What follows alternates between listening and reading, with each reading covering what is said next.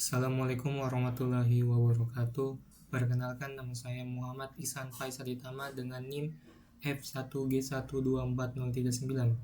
Pada kesempatan kali ini saya akan mempresentasikan tugas akhir saya, mata kuliah basis data.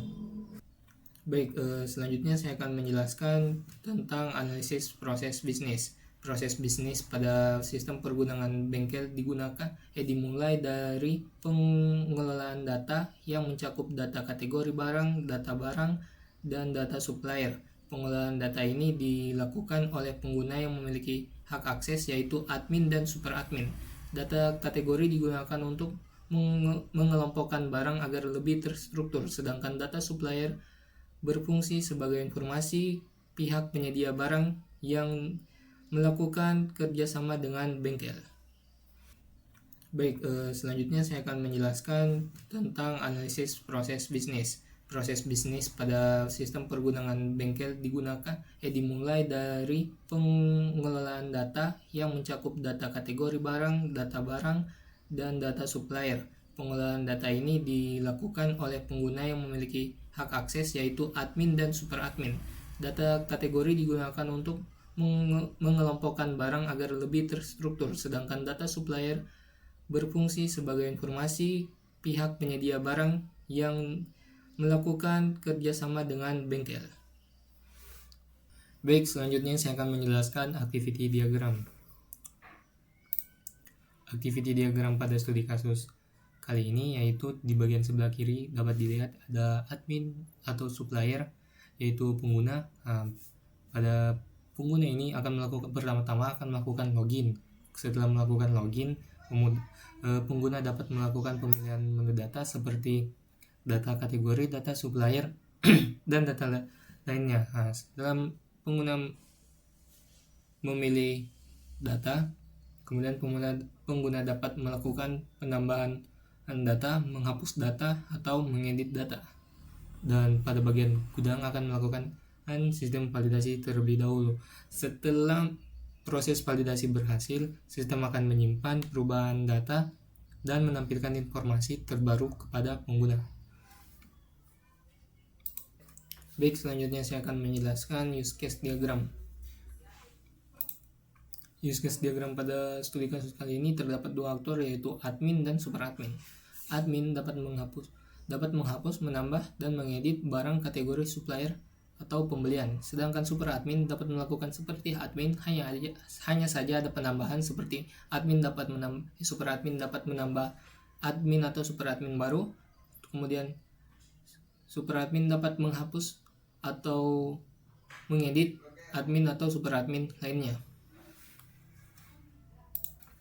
Selanjutnya saya akan menjelaskan ERD atau Entity Relational Diagram. ERD pada studi kasus kali ini terdapat 6 tabel, yaitu kategori barang, detail barang, supplier, pembeli, dan user. Selanjutnya adalah implementasi. Pada implementasi kali ini saya menggunakan framework PHP yaitu Laravel. Mungkin dapat dilihat di sini. Ini adalah tampilan halaman login.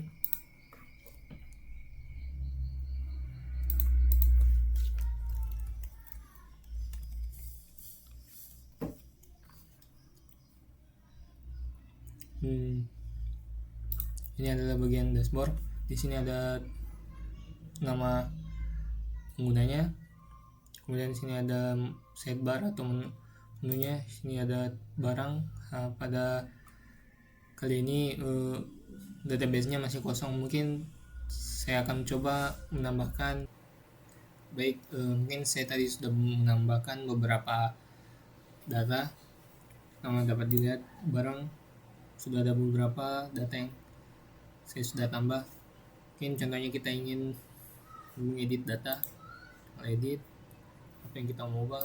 Kayak contoh kita mau ganti stoknya jadi 5 dan kita update.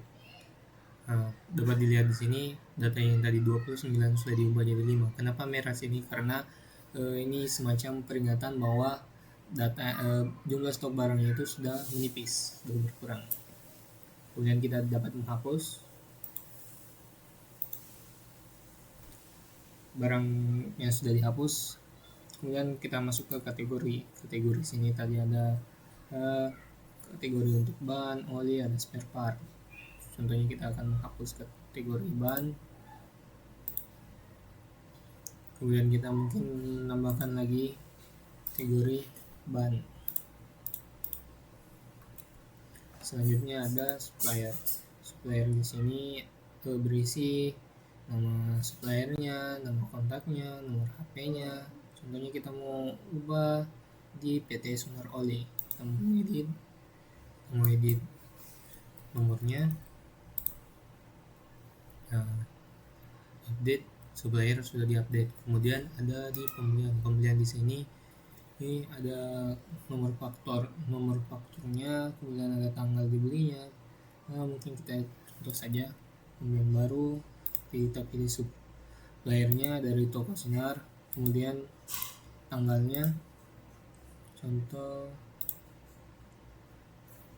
kemudian kita pilih barang yang kita mau, itu ini, kemudian hari kesatuannya, terus banyaknya, bisa ke simpan transaksi.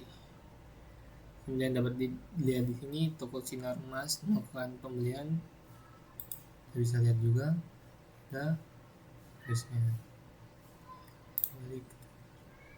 Kemudian kalau khusus untuk super admin sini memiliki manajemen user, dapat melakukan tambah user dari nama admin, kemudian sandinya,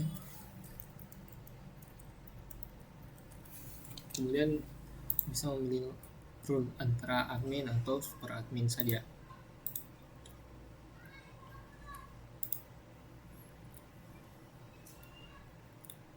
Selanjutnya kita akan melakukan pengecekan di MySQL apakah datanya memang sudah masuk atau tidak. Pertama-tama kita buka MySQL-nya terlebih dahulu.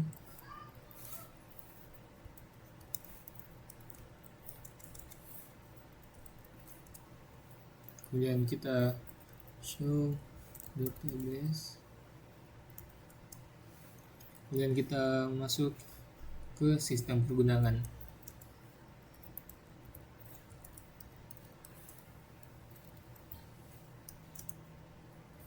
Kita show tables, dan tabel pada sistem pergunaan sini ada banyak, tapi yang kita pakai itu hanya barang table, detail pembelian, kategori barang, pembelian, supplier, sama user. Sedangkan yang lain yaitu adalah tabel bawaan saat kita melakukan migration pada Laravel.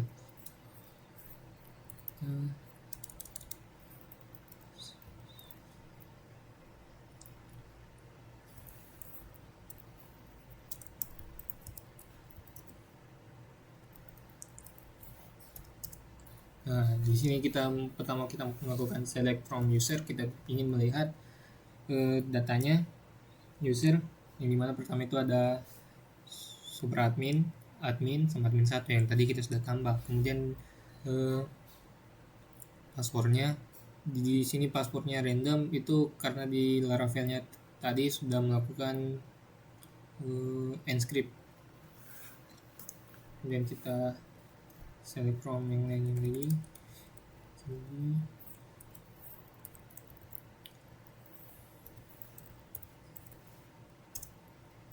Nah, kita masuk ke, kita ingin melihat isi dari tabel barang yang tadi itu ada kode barangnya, terus sama barangnya, satuannya, kemudian ada harganya, harga jualnya, ada stoknya, kemudian ada kategori, kapan dibuat dan kapan diupdate. Kemudian mungkin satu lagi kita pembelian. Nah, di pembelian tadi kan kita sudah ada nomor fakturnya, tanggalnya, total harga, statusnya sudah selesai. Kemudian ada suppliernya. Nah, supplier ID ini terhubung pada tabel supplier. Mungkin kita coba lihat